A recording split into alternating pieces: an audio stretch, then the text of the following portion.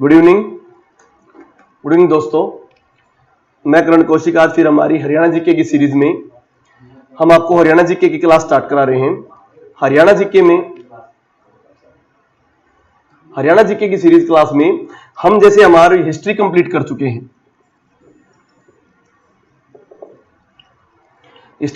चुके हैं, अब हम स्टार्ट करेंगे अपनी ज्योग्राफी। ज्योग्राफी स्टार्ट करने से पहले एक बार बच्चों मुझे बता दीजिए, वॉइस क्लियर है?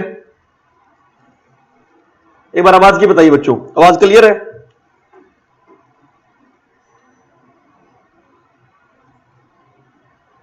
चलो बताइए जल्दी। आज हम स्टार्ट करेंगे ज्योग्राफी।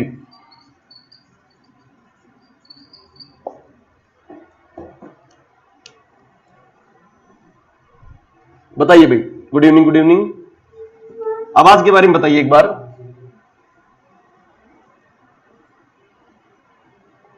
क्लियर है? चलो सही बच्चे, एक बार जल्दी अपनी अटेंडेंस शो करो, क्योंकि ज्योग्राफिकल कंसेप्चुअल क्लास होती है। सभी आए अपनी प्रेजेंस शो कीजिए।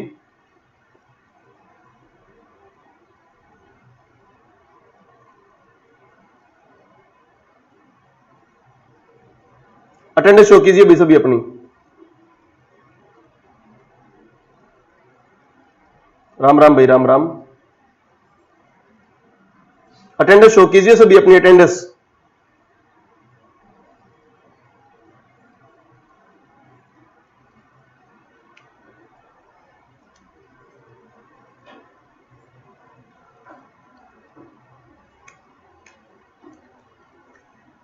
हाँ जी, हरियाणा की ज्योग्राफी। चलो स्टार्ट करते हैं भाई हरियाणा की ज्योग्राफी। ध्यान से समझना, मैं ज्योग्राफी में पहला पॉइंट आपको क्लियर देता हूं। ज्योग्राफी सब पढ़ाते हैं अपने अलग अलग एंगल से। मैं ज्योग्राफी में केवल वो फैक्चुअल जो बातें आपकी आएंगी और जो कंसेप्ट है, कंसेप्ट पहले पढ़ा दूंगा, फिर फैक्ट। डायरेक्ट जो फैक्ट आता है वही पढ़ेंगे, जो एग्जाम में डायरेक्ट आता है, क्योंकि हमारे पास इतना टाइम नहीं है कि हम बेवजह के फैक्टों को भी पढ़ें। जो डायरेक्ट एग्जामिनर पूछता है वही क्वेश्चन हम डायरेक्ट करेंगे। ठीक है, अब हम स्टार्ट करते हैं। ध्यान से समझना, सबसे पहले फैक्चुअल जो बातें हरियाणा से संबंधित पूछी जाती हैं। हरियाणा का एरिया 44,212 वर्ग किलोमीटर। जो ये फैक्ट है बिल्कुल याद होने चाहिए। जिस तरह अपने घर के फोन नंबर याद होते हैं, फादर का, मदर का, भाई का, इस तरह से फैक्ट याद होने चाहिए बिल्कुल टू द पॉइंट कि भाई हरियाणा का एरिया कितना है, क्षेत्रफल कितना है, 44,212 वर्ग किलोमीटर। अगला पूछे भाई ये देश के टोटल एरिया का कितना परसेंट है? देश के टोटल एरिया का 1.34%। ठीक है भाई, देश के टोटल एरिया का कितना भाई? 1.34%। टोटल एरिया कितना? 44,212 वर्ग किलोमीटर। पेपर में आ जाए, ध्यान से समझना। क्षेत्रफल की दृष्टि से हरियाणा कौन से नंबर पे राज्य आता है? 21वां। क्षेत्रफल की दृष्टि से कौन सा स्थान है? 21वां। हिस्ट्री के क्वेश्चंस भी करेंगे, उसकी आप टेंशन मत लीजिए। पहले हिस्ट्री क्वेश्चन बन रहे हैं अभी जो आपके डिस्कस करेंगे।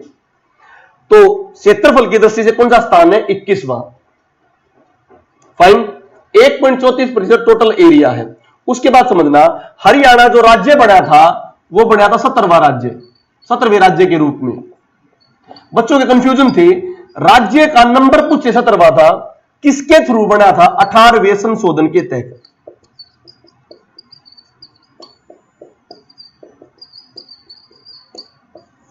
18वें संशोधन के तहत 17वां राज्य बना था। कौन सा? हरियाणा। फाइन भाई, ये बहुत इंपॉर्टेंट, जो ये फैक्ट ऐसे हैं जो आपको बिल्कुल टू द पॉइंट याद होने चाहिए। इसमें कोई गुंजाइश ही नहीं है कि इधर से उधर चले जाए, बिल्कुल टू द पॉइंट याद होने चाहिए। अगला देखिए, अक्षांशीय विस्तार। ध्यान से देखिए, 27, 39, 30, 55। 27 डिग्री, 39, 30 डिग्री, 55 सब डिग्री बिल्कुल याद होने चाहिए। यह आपका है अक्षांशीय विस्तार। लैटिट्यूड वाइज, लैटिट्यूड सबको पता होगा। जैसे पृथ्वी है, ग्लोब है, इसमें 0 डिग्री, 10, 30 ऐसे ऐसे करके 90 डिग्री नॉर्थ, 90 डिग्री साउथ, इनको बोलते हैं अक्षांश। तो हरियाणा का अक्षांशीय विस्तार कितना है?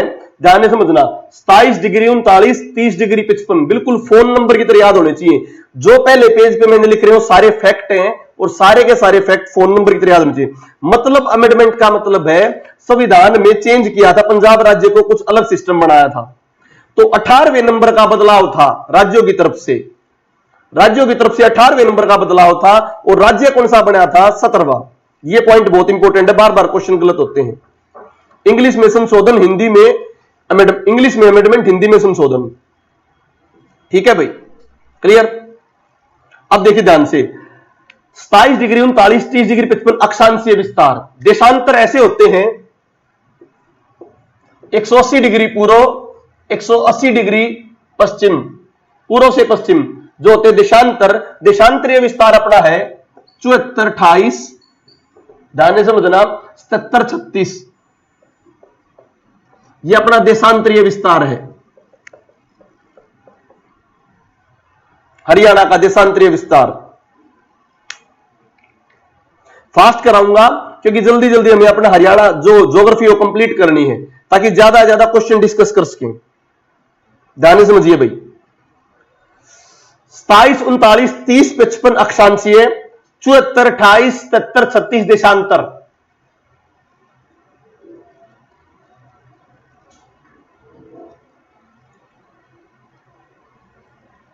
क्लियर भाई?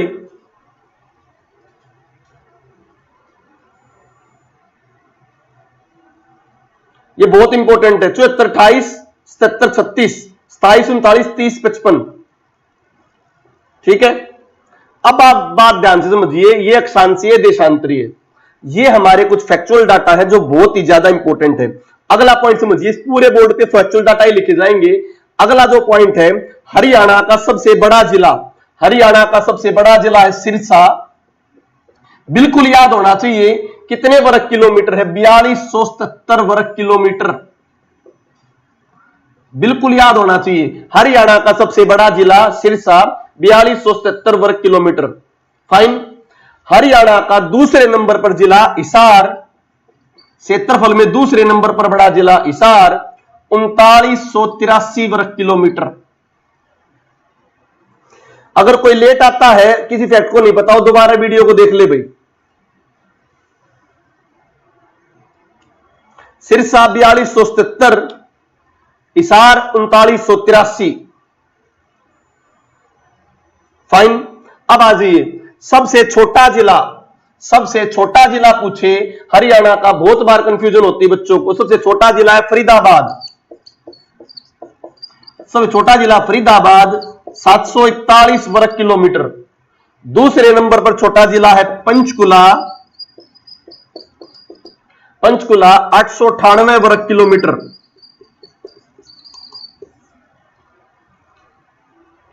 हम क्षेत्रफल की बात करेंगे, जनगणना की, जनगणना अलग से कराई जाएगी, ये क्षेत्रफल की बात हो रही है। 4277 सिरसा, 3983 हिसार दूसरे नंबर पर, सबसे छोटा फरीदाबाद 741 और उसके बाद छोटा पंचकुला 898।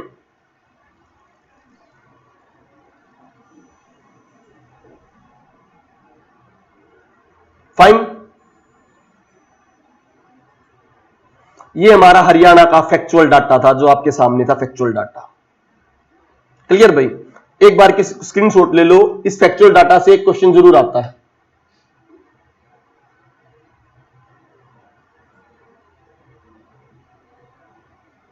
मैं जनगणना नहीं करा रहा हूं, केवल ज्योग्राफी का पॉइंट बता रखा है बस मैंने। फैक्चुअल डाटा ले लिया अभी सभी ने, स्क्रीनशॉट ले लीजिए। अब मैं बात करता हूं थोड़ा कंसेप्चुअल, अब इसको रब करते हैं।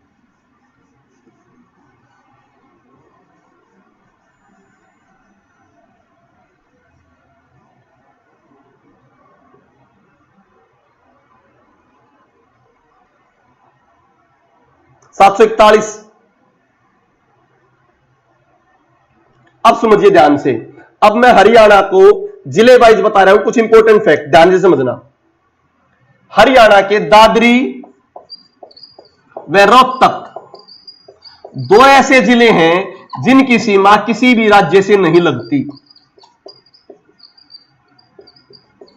तो दादरी व रोहतक दो ऐसे जिले हैं जिनकी सीमा किसी भी राज्य से नहीं लगती। क्लियर भाई? अगला पॉइंट, जींद।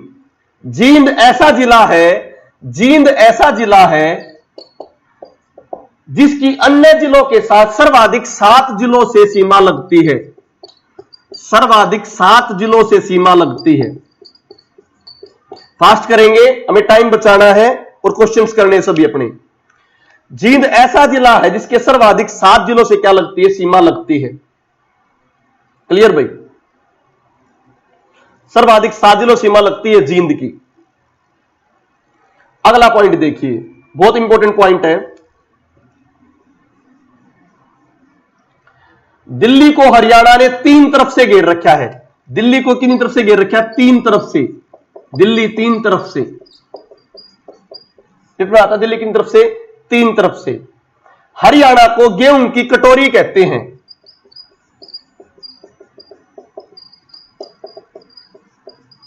दिल्ली को 3 तरफ से घेर रखा है, हरियाणा को गेहूं की कटोरी कहते हैं। इंपॉर्टेंट पॉइंट देखना, बहुत इंपॉर्टेंट पॉइंट है अगले।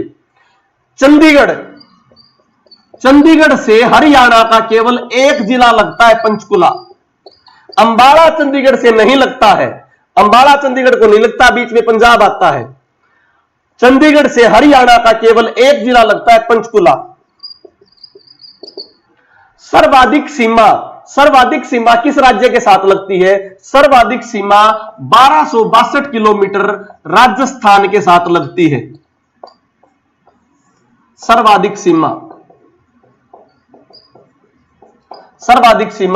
1262 किलोमीटर राजस्थान के साथ लगती है। कमेंट पे ध्यान नहीं, यहां पर ध्यान दो सीधा भाई। जो बता रहा हूं बिल्कुल फैक्चुअल इंपॉर्टेंट है। सारे डाउट हो जाएंगे। जितने भी क्वेश्चन आपने पूछने हैं, वीडियो कंप्लीट हो तब पूछना। सभी के सभी आपको डाउट के आंसर मिल जाएंगे। जो हम बता रहा हूं उसको ध्यान से समझो बस। सर्वाधिक सीमा 1262 किलोमीटर राजस्थान के साथ लगती है। सबसे कम सीमा, पेपर में आ जाए, सबसे कम सीमा उत्तराखंड के साथ लगती है 11 किलोमीटर। कई बुक्स में भी लिखा होता है कि उत्तराखंड से सीमा लगती है, नहीं लगती है। अगर पेपर में उत्तराखंड के साथ सीमा लगती है तो मानना है, आपने मानना है कि उत्तराखंड के साथ सीमा लगती है। और कितने किलोमीटर? 11 किलोमीटर। क्लियर भाई? सर्वाधिक सीमा राजस्थान के साथ, सबसे कम सीमा उत्तराखंड के साथ 11 किलोमीटर। आगे देखिए भाई, कुछ बच्चे पूछ रहे होंगे यूपी से कितनी लगती है, पंजाब से कितनी लगती है। मैं वही बात करूंगा जो एग्जाम में आती है। एग्जाम में हमेशा सबसे कम या सबसे ज्यादा आती है, या अरेंज इन द ऑर्डर आती है। आपको उतना ही दिमाग लगाना जितना एग्जामिनर पूछे, उससे ज्यादा आपको करने की जरूरत ही नहीं है। फिर भी ज्यादा पूछना चाहोगे मैं उस चीज का आंसर दे दूंगा आपको, पर करो वो जितना मैं पढ़ा रहा हूं, जितना एग्जाम में आएगा। अगली बात सुनना, हरियाणा के सर्वाधिक जिले हरियाणा के 7 और राजस्थान के भी 7 जिले लगते हैं। हरियाणा के भी 7, राजस्थान के भी 7 जिले लगते हैं। मैप को खुद देख के आना, आपने खुद देख के आओगे मैप में कौन सा है, फिर मैं आपसे पूछूंगा। वैसे आराम से आप कर सकते हो, जैसे भाई सिरसा, फतेहाबाद, ये वाले एरिया, मेवात, रेवाड़ी, महेंद्रगढ़, भिवानी, हिसार। किस तरह बेल्ट को देखना, समझो इस बात को ध्यान से, किस तरह करनी ध्यान से समझो। हरियाणा के 7, राजस्थान के 7, दिमाग लगाना। हरियाणा का सिरसा, फतेहाबाद, हिसार, भिवानी, ध्यान से समझो, हिसार, भिवानी, महेंद्रगढ़, रेवाड़ी, मेवात, इन 7 जिलों की सीमा राजस्थान के साथ लगती है। बहुत इंपॉर्टेंट पॉइंट है। राजस्थानी साथ किसकी लगती है? सिरसा, फतेहाबाद, हिसार, भिवानी, महेंद्रगढ़, रेवाड़ी, मेवात। पूरी पीछे ऐसे देखते चले जाओ, सिरसा इस तरह बेल्ट हरियाणा की। अब देखना अगला पॉइंट, बहुत इंपॉर्टेंट पॉइंट है, ध्यान से समझना। पंजाब के साथ 6, हरियाणा के पंजाब के साथ कितने लगते हैं? 6। पंजाब के साथ 6, परंतु हरियाणा के पंजाब से लगते हैं 7। तो पंजाब के 6 और हरियाणा के 7, वही चीज समझना। सिरसा, फतेहाबाद, ये 2 कॉमन है भाई। इसके अलावा ध्यान से देखना भाई, जींद, कैथल, कुरुक्षेत्र, अंबाला, पंचकुला। तो हरियाणा के 7 और पंजाब के 6, ध्यान से समझो, हरियाणा के 7 पंजाब के 6, सिरसा, फतेहाबाद, जींद, कैथल, कुरुक्षेत्र, अंबाला, पंचकुला। पेपर वाला बढ़िया एग्जामिनर अच्छा क्वेश्चन पूछता, वे कौन से 2 जिले हैं जो पंजाब से भी लगते हैं और राजस्थान से भी लगते हैं? वो 2 जिले हैं सिरसा और फतेहाबाद, जो पंजाब से भी लगते हैं और राजस्थान से भी लगते हैं, सिरसा और फतेहाबाद। बहुत इंपॉर्टेंट पॉइंट है, 2 जिले जो दोनों से लगते हैं, सिरसा और फतेहाबाद। क्लियर भाई? यूपी के साथ, यूपी के 5 जिले और लगते हैं, और हरियाणा के 6 जिले हैं भाई, 6 जिले हरियाणा के, फरीदाबाद,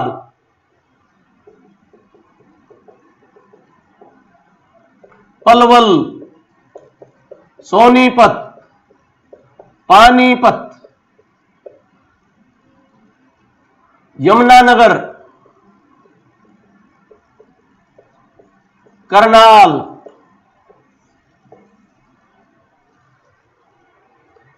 हरियाणा के 6 जिले, यूपी के 5 जिले भाई। यहां पे ध्यान दो, बहुत इंपॉर्टेंट क्वेश्चन है ये।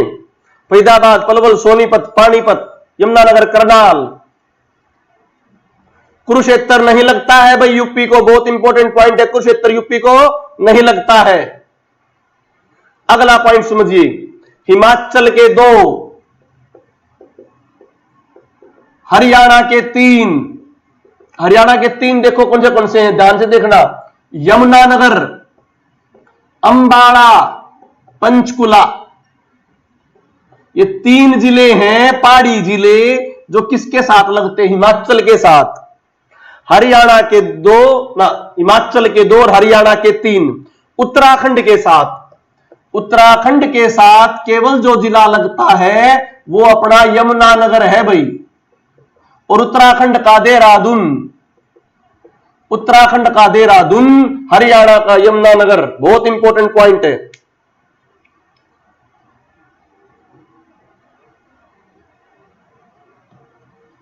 पंजाब से 7 जिले लगते हैं भाई,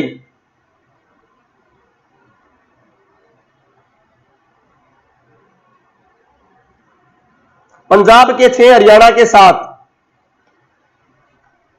अब रिवाइज करा रहा हूं, सारे जिलों को ध्यान से समझना। हरियाणा के 7, राजस्थान के 7, राजस्थान के 7 भी लगते हैं, हरियाणा के भी 7 जिले। कैसे कैसे हरियाणा के 7? सिरसा, फतेहाबाद, सिरसा, फतेहाबाद, हिसार, भिवानी, महेंद्रगढ़, रेवाड़ी, मेवात। अगली बात देखिए भाई, उसके बाद हम बात करते हैं, क्या नाम तुम्हारी, पंजाब की। पंजाब के 6, हरियाणा के 7, सिरसा, फतेहाबाद, जींद, कैथल, कुरुक्षेत्र, अंबाला, पंचकुला। उसके बाद हम बात करते हैं भाई यूपी के 5, हरियाणा के 6, करनाल, यमुनानगर, पानीपत, सोनीपत, पलवल, फरीदाबाद। उत्तराखंड के 7, 11 किलोमीटर की सीमा। कई बार उसको आपने एग्जाम में आ जाए तो माननी है, आपने माननी। उत्तराखंड का देहरादून, हरियाणा का यमुनानगर 11 किलोमीटर, हिमाचल के 2, हरियाणा के 3, यमुनानगर, अंबाला, पंचकुला। मैं भी चाहता इस क्लास को बिल्कुल स्लो पढ़ा सकता था, पर स्लो नहीं करना, उससे तुम्हारा टाइम वेस्ट होगा। फैक्चुअल चीजें जल्दी किया करो, बार बार किया करो। क्लियर भाई? यूपी से मेवात नहीं लगता भाई,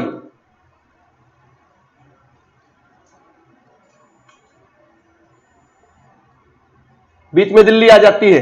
कर दे इसको, रब स्क्रीनशॉट ले लीजिए सभी।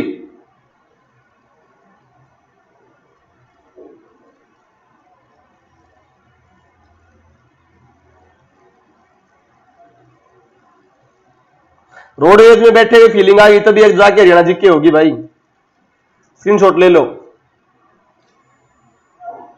ठीक है? चलो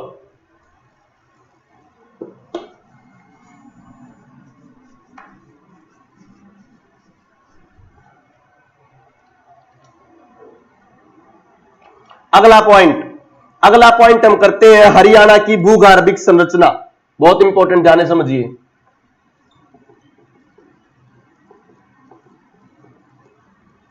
इससे संबंधित क्या प्रश्न आते हो समझिए भाई।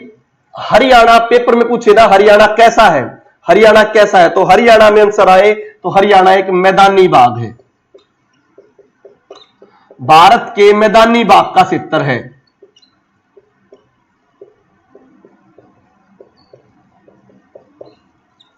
भारत के नदियों द्वारा बनाए गए मैदानी भाग का क्षेत्र है हरियाणा।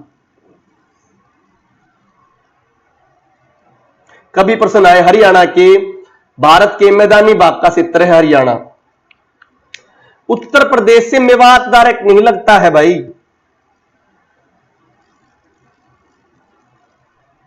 नहीं लगता भाई। आगे आ जाओ, वो आपका पलवल वाला कुछ एरिया क्रॉस करके आता है मेवात। आगे समझिए ध्यान से, मैदानी भाग है, भारत के मैदानी भाग का क्षेत्र है। दूसरा पूछे किस टाइम बना, देखो ध्यान से समझना, आपने ज्यादा डिटेल नहीं जानी, आपने क्या करना है, एक किरा है मीजोजोई किरा, ये आराम से समझाऊंगा जब ज्योग्राफी कराऊंगा, अब इसको कराऊंगा तो टाइम लग जाएगा। मीजोजोई किरा में हरियाणा की भूगर्भिक संरचना में परिवर्तन आए। पेपर में जो प्रश्न आए इसका आंसर देना है, हरियाणा की भूगर्भिक संरचना में कब परिवर्तन आए, मीजोजोई किरा। भूगर्भिक संरचना में कब परिवर्तन आए, मीजोजोई किरा। क्लियर, मीजोजोई किरा में हरियाणा की भूगर्भिक संरचना में परिवर्तन आए। अगला समझिए ध्यान से, हरियाणा की जलवायु कब बनी, हरियाणा की जलवायु में परिवर्तन कब आए, यह प्रश्न आए तब आपका आंसर आएगा सिनोजोई किरा। डिटेल में अभी मत जाना, डिटेल में जब ज्योग्राफी पढ़ लोगे ना कंप्लीट नेशनल, जब समझ में आएंगे मीजोजोई किरा और सिनोजोई किरा क्या है। बस तुम अपने सिलेक्शन से मतलब रखो कि भाई मथुरा का कुछ एरिया डायरेक्ट नहीं लगता वो मेवात से, वो पलवल के गांव लगते हैं थोड़े, ठीक है। आगे देखिए, इस चीज के इतने फोकस की बात मत करना, ज्यादातर बुक्स में नहीं लिख रखा, जैसे मैंने बताया था आप लोगों को समझिए ध्यान से। उत्तराखंड से कोई कहते नहीं लगता है, लगता, आपने उस चीज पे नहीं जाना कि कोई गांव किसी का थोड़ा बहुत पोर्शन लगता हो, आपने वो तथ्य मानने हैं जो यूनिवर्सल माने गए हैं। किसी गांव का कोई हिस्सा लगता भी हो तो उस पर आप इतना मत कहना कि वो उससे एरिया लग रहा है। मैं भी मथुरा का कोई गांव लगता हूं मेवात के किसी हिस्से से, परंतु आपने वे आंसर मानने हैं जो एग्जामिनर मानता है, यही तो प्रॉब्लम होती है। समझे अक्षय शर्मा जी, जो एग्जामिनर मानता है उसमें देखो, जो एग्जामिनर मानता है, वैसे तो उत्तराखंड का कोई भी हिस्सा नहीं दिखाता अपना मैप में, परंतु एग्जामिनर यह मानता है कि उत्तराखंड का हिस्सा लगता है, तो हमने मानना है। ठीक है भाई, इरा जब पृथ्वी बनी तो उसके डिफरेंट डिफरेंट इरा है, सिनोजोई किरा, किनोजोई किरा, मिजोजोई किरा, पैलियोजोई किरा, उन इरो में से अपना संबंध के क्वेश्चन से है। पेपर में आ जाए भूगर्भिक संरचना, अर्थ के स्ट्रक्चर में हरियाणा का जो पोर्शन बना है वो किस इरा का देन है, मीजोजोई किरा। इरा मीन्स होता है कोई टाइम पीरियड, और पेपर में आ जाए हरियाणा की जलवायु परिवर्तन कब हुई है, तब आएगा सिनोजोई किरा। और ये पेपर में आता है, ये किसने कही, ये क्लासिफिकेशन कही है कर्नल भार्गव ने। कर्नल भार्गव एक भूगोल वेत्ता है, उन्होंने बताई है। पेपर में सीधा पूछ लेता है कर्नल भार्गव के अनुसार, पेपर पूछेगा कर्नल भार्गव के अनुसार, कर्नल भार्गव के अनुसार हरियाणा का जो है वो किस इरा में पैदा हुआ है, हरियाणा का भूगर्भिक संरचना किस टाइम हुई है, तो आपने आंसर लगाना मीजोजोई किरा। फिर पूछेगा कर्नल भार्गव के अनुसार जलवायु में परिवर्तन कब हुई, तब आपने लगाना सिनोजोई किरा।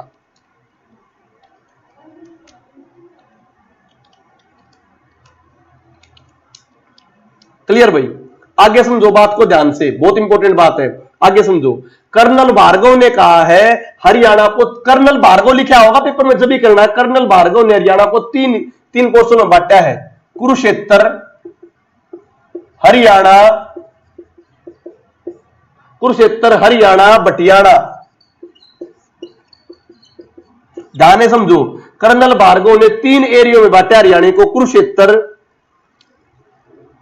कुरुक्षेत्र, हरियाणा, बटियाना। ध्यान से समझो इस बात को भाई। कुरुक्षेत्र उसने कहा करनाल, कुरुक्षेत्र अंबाला वाले क्षेत्र को, और इस क्षेत्र को उसने पवित्र माना है, पवित्र क्षेत्र, उपजाऊ क्षेत्र। कर्नल भार्गव की क्लासिफिकेशन है, पेपर में स्पेशली की पाओगी। कर्नल भार्गव की तरफ से हरियाणा को कितने भागों में बांटा गया? 3 भागों में बांटा गया भाई। 3 भाग कौन से? कुरुक्षेत्र, हरियाणा और भटियाणा। कुरुक्षेत्र को कौन सा एरिया माना है? कुरुक्षेत्र को माना है पवित्र भूमि, कुरुक्षेत्र, करनाल, अंबाला वाला क्षेत्र। और हरियाणा को माना उसने जटियात क्षेत्र। इस जटियात क्षेत्र में आता आपका हिसार, रोहतक, हिसार, रोहतक, पानीपत, जींद, सोनीपत, ये वाला इलाका, उसको उसने कौन सा क्षेत्र कहा है? कर्नल भार्गव ने हरियाणा क्षेत्र। उसी हरियाणा क्षेत्र का दूसरा नाम बोलता है जटियात क्षेत्र, जटियात क्षेत्र। तीसरा कर्नल भार्गव ने हरियाणा को बोला भटियाणा। इस भटियाणा वाले क्षेत्र में बट्टू कला, फतेहाबाद और भूना कला, फतेहाबाद, बट्टू और भूना कला, फतेहाबाद। यहां पर पहले भाटी राजपूत राज करते थे, भाटी राजपूत राजस्थान वाले। तो इस क्षेत्र को उसने बोला भटियाणा। मेरी बात समझो, जो मैं बता रहा हूं डायरेक्ट इस तरह प्रश्न आते हैं, फिर आप गलत कर दोगे कि पेपर में आ जाए कर्नल भार्गव की क्लासिफिकेशन। किसकी? कर्नल भार्गव की क्लासिफिकेशन के हिसाब से हरियाणा कितने क्षेत्र बांटा है? 3 क्षेत्र में। कौन से? कुरुक्षेत्र, हरियाणा, भटियाणा। कुरुक्षेत्र की उपजाऊ भूमि माना गया, पवित्र भूमि। ये कुरुक्षेत्र, करनाल, अंबाला वाला क्षेत्र आता है।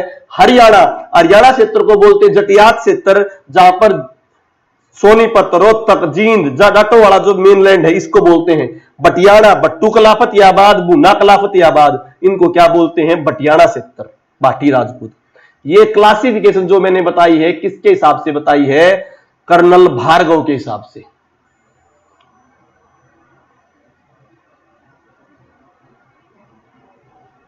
क्लियर भाई?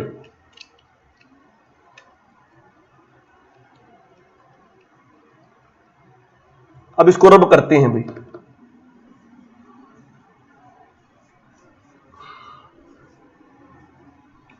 अगली जो मैं क्लासिफिकेशन बता रहा हूं, अगली क्लासिफिकेशन बता रहा हूं डॉक्टर जसबीर की। अब की बार बता रहा हूं डॉक्टर जसबीर की। इसको बताने से पहले कुछ समझिए ध्यान से, समझ लीजिए। देखो क्या होता है, जहां से नदी आती हैं, नदी वाले क्षेत्र में नदी जो बड़े बड़े टुकड़े लेके आती है, नदी जो बड़े बड़े टुकड़े लेके आती है, उन बड़े बड़े टुकड़ों को कहते हैं बाबर। बड़े बड़े टुकड़े।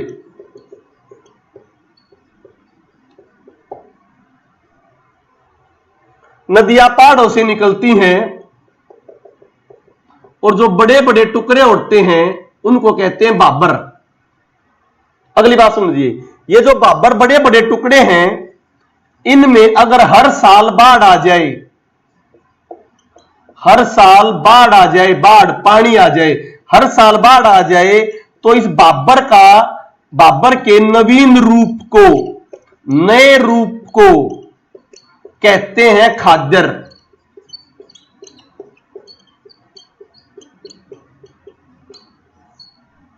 बाबर के नवीन नए रूप को क्या कहते हैं? खाद्यर। पहाड़ों से निकलते हैं नदियां पहाड़ों से निकल के बड़े बड़े जो टुकड़े लेके आते हैं बाबर, इन्हीं बाबर वाले पत्थरों पर हर साल बाढ़ आ जाए तो उसे कहते हैं खाद्यर। अब समझिए ध्यान से, बाबर का वो हिस्सा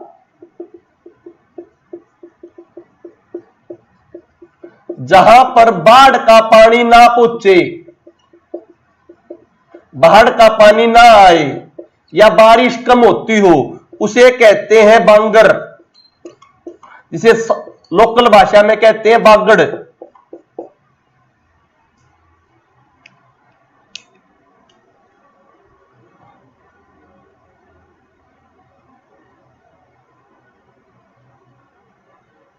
अब मैं जो समझाने जा रहा हूं ध्यान से समझना।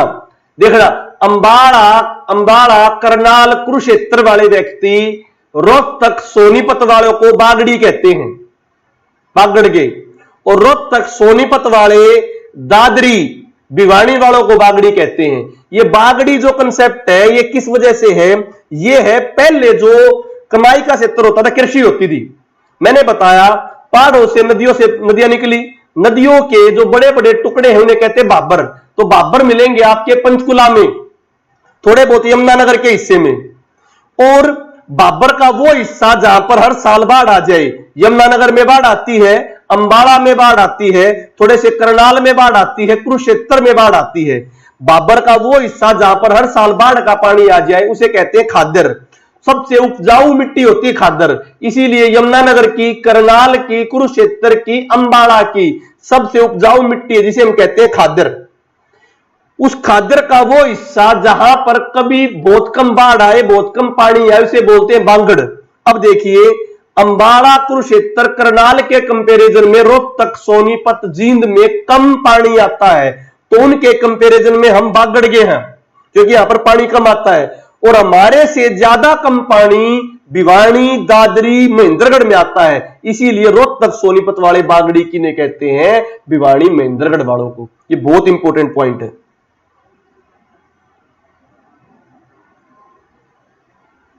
विकिपीडिया में सारा ज्योग्राफी का पोर्शन है, उसमें लिखा हुआ सारा पॉइंट।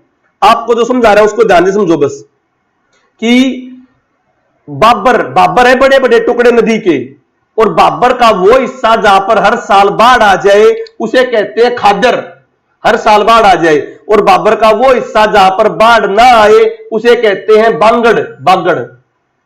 तो पॉइंट टू बी क्लियर हो गया अभी तुम्हें। हरियाणा में यमुनानगर का थोड़ा सा हिस्सा और पंचकुला का थोड़ा सा हिस्सा, वहां पर तो है बाबर। और कुरुक्षेत्र, करनाल, यमुनानगर, अंबाला, इनका ज्यादातर हिस्से में बाढ़ आती है, ये है खादर। और सारा हिस्सा है अपना बागड़। बागड़ में जनरली दोमट मिट्टी होती है, जलोढ़ मिट्टी का वो प्रारूप उसको कहते हैं दोमट मिट्टी। पूरे हरियाणा में है जलोढ़ मिट्टी, और जलोढ़ मिट्टी का सबसे ज्यादा रूप कौन सा? अपने यहां पर दोमट। तो बागड़ वाले हिस्से में कौन सी मिट्टी पाई जाती है? दोमट। सबको ये क्लियर हो गया भाई? बाबर किसे बोलते हैं? बड़े टुकड़ों को। खादर किसे बोलते हैं? नवीन मिट्टी को। और बांगड़ किसे कहते हैं? जहां पर बारिश का पानी कम जाए। क्लियर समझ में आ गया भाई? बागड़ या बांगड़। इसीलिए अंबाला, करनाल वाले हमें बागड़ी कहते हैं, हम लोहारू, दादरी, महेंद्रगढ़ वालों को बागड़ी कहते हैं, क्योंकि पानी का लेवल के हिसाब से होता है, कल्चर के हिसाब से बाद में का है।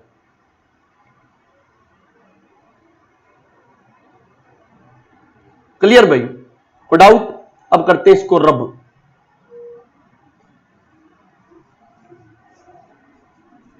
अब ध्यान से समझना, मैं इन चीजों को टेक्निकली पढ़ाऊंगा,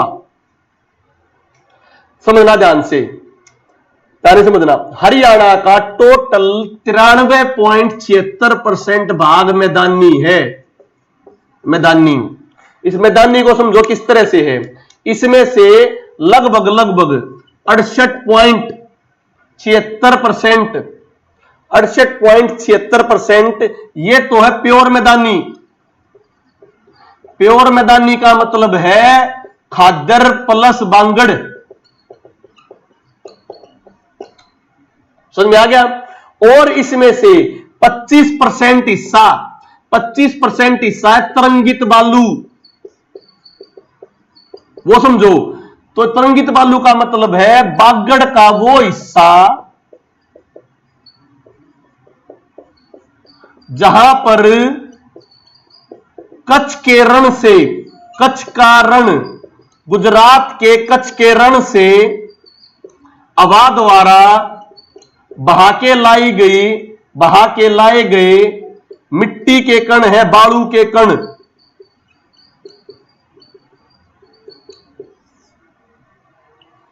हरियाणा का प्योर हिस्सा पूछे कितना परसेंट मैदानी है? 93.76। उसमें से 68.76 तो प्योर मैदानी है। प्योर मैदानी का मतलब खादर प्लस बांगड़। और जो बचा और हिस्सा है उसने कहते हैं तरंगित बालू। कौन सा बालू? तरंगित बालू, तरंगित बालू में बागड़ का वो हिस्सा जहां बारिश नहीं होती और उस हिस्से पर गुजरात के कच्छ के रण से आई हुई हवा साथ में कुछ बालू के रेत के कण ले आती है, उस हिस्से को बोलते हैं तरंगित बालू। इतनी कहानी क्लियर होगी भाई। अब सुनिए ध्यान से, बहुत इंपॉर्टेंट पॉइंट है।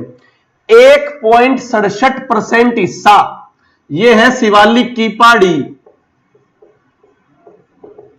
ऊपर जो पहाड़ी है पंचकुला की मोरनी हिल्स, नारायणगढ़ अंबाला की पहाड़ी, कलेसर यमुनानगर की पहाड़ी। दोबारा बोलता हूं, पंचकुला में मोरनी की पहाड़ी, अंबाला में नारायणगढ़ की पहाड़ी, यमुनानगर में कलेसर की पहाड़ी। ये जो हिस्सा है ये है टोटल 1.67%।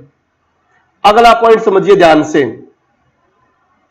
3.09% हिस्सा जो है अरावली का पठार वाला क्षेत्र है, अरावली की पहाड़ियों वाला क्षेत्र है 3.09। जो आपका रेवाड़ी में, महेंद्रगढ़ में, मेवात में और गुड़गांव में थोड़ा सा हिस्सा ऊपर ऊपर जहां पे अरावली की पहाड़ी है, तो अरावली की पहाड़ी वाला हिस्सा जो है वो है आपका 3.09%।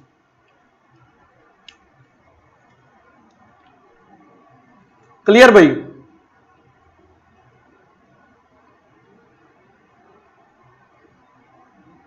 थ्री 3.09 अरावली का क्षेत्र भाई, अरावली की पहाड़ियों वाला। इसको दोबारा समझा देता हूं। टोटल अपने यहां पे लगभग 94% मैदानी भाग है, उसमें से लगभग 68.68% प्योर मैदानी। प्योर मैदानी का मतलब जहां पर हर साल बाढ़ आ जा और या बाढ़ नहीं आओ तो पानी ठीक ठाक हो, बागड़, परंतु पानी होता हो, थोड़ी बहुत बारिश होती हो, उसमें से 25% हिस्सा वो है, वो बागड़ का हिस्सा जहां पर बारिश तो होती नहीं, ऊपर से गुजरात के कच्छ के रण से लाई गई हवा के द्वारा बालू के कण आ जाते हैं। और 1.67 हिस्सा केवल शिवालिक की पहाड़ियों का है और 3.09% हिस्सा अरावली के पठार का है।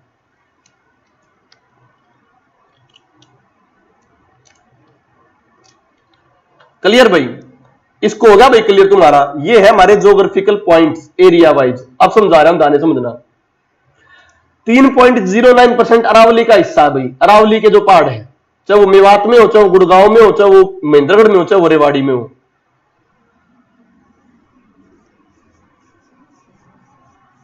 अब वन बाय वन समझा रहा हूं, ध्यान से समझियो बात में, ध्यान से समझियो। जसबीर राठी ने, डॉक्टर जसबीर राठी ने हरियाणा को क्या क्या कहा है, ध्यान से समझना। सबसे पहले उसने कहा है शिवालिक की पहाड़ी। पहला, शिवालिक की पहाड़ी। शिवालिक की पहाड़ी का मैंने बता दिया, शिवालिक की पहाड़ी का कितना हिस्सा आता है? 1.67%। कौन से जिले आते हैं? पंचकुला की मोरनी हिल्स, अंबाला की नारायणगढ़ की पहाड़ी, यमुनानगर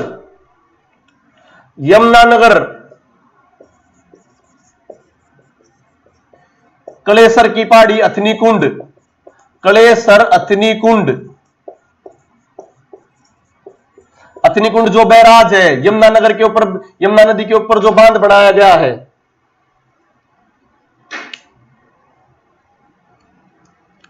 ध्यान से समझना, शिवालिक की पहाड़ी 1.67%, यमुनानगर का कलेसर अथनी कुंड वाला हिस्सा, पंचकुला की मोरनी की पहाड़ी, अंबाला की नारायणगढ़ की पहाड़ी।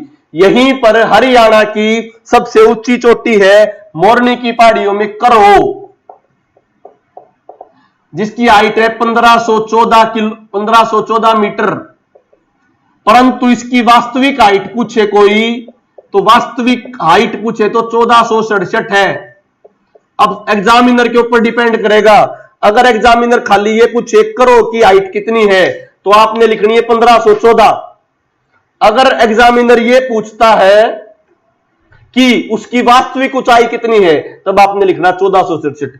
वास्तविक ऊंचाई वर्णाने पे 1467 लिखना है, खाली ऊंचाई पूछे तो 1514 लिखनी है।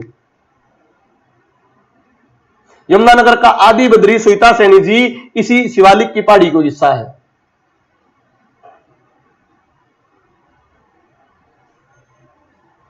ठीक है भाई। यमुनानगर का ये वाला हिस्सा किस में आता है? शिवालिक की पहाड़ियों में। अगली बात करते हैं दूसरा हिस्सा, रब कर रहा हूं मैं इसको।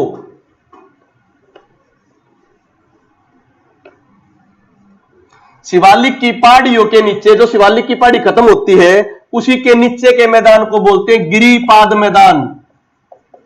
गिरी मैंने पहाड़, पाद मैंने निचला हिस्सा, गिरिपाद मैदान। जहां जहां पर शिवालिक थी वहीं वहीं पर गिरिपाद मैदान होगा। तो यमुनानगर में, पंचकुला में, अंबाड़ा में जो 25 किलोमीटर की लंबी पट्टी है, जहां पर नदियों द्वारा लाए गए बड़े बड़े टुकड़े हैं, बड़े बड़े टुकड़े मैंने पढ़ाए थे, बड़े बड़े टुकड़ों का मतलब बाबर का मैदान। तो गिरिपाद मैदान का दूसरा नाम होता है बाबर का मैदान, बड़े बड़े टुकड़ों का मैदान। कितने किलोमीटर लंबी पट्टी है? 25 किलोमीटर लंबी पट्टी है। 25 किलोमीटर लंबी पट्टी, इसको बाबर का मैदान भी कहते हैं। स्थानीय भाषा में यहां के लोग इसको घर कहते हैं। स्थानीय भाषा में इस भूभाग को घर कहते हैं। पेपर में आएगा घर किस भूभाग का नाम है? गिरिपाद मैदान का नाम।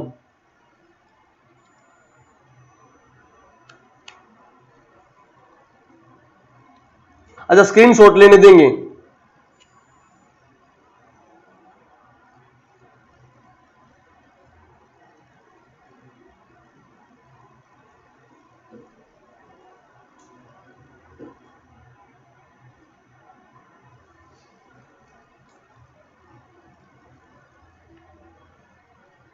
ठीक है भाई, आज हमने ये पढ़ा है पहाड़ी वाला क्षेत्र।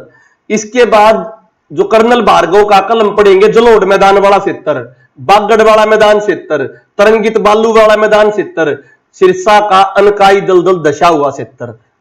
अब बताइए भाई, किसी को कोई डाउट थे तो पहले वाले क्वेश्चनों से डाउट बताइए, एरिया क्षेत्र वेत्र से स्क्रीनशॉट ले लो और डाउट बताओ भाई।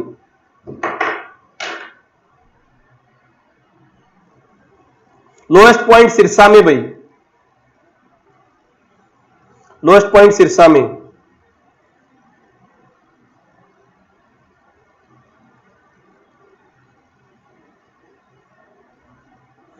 बाद में बात करना, आप किसी को क्वेश्चन पूछना हो तो मेरे से पूछो भाई, ठीक है। चलो, कल इसको पूरा कंप्लीट कराएंगे डॉक्टर जसबीर राठी वाली को। इसमें 5 क्लासिफिकेशन और बची है। हाँ, इकोनॉमिक सर्वे करवाएंगे भाई, HCS की अलग क्लास होगी, उसमें इकोनॉमिक सर्वे करवाएंगे हरियाणा का, ठीक है।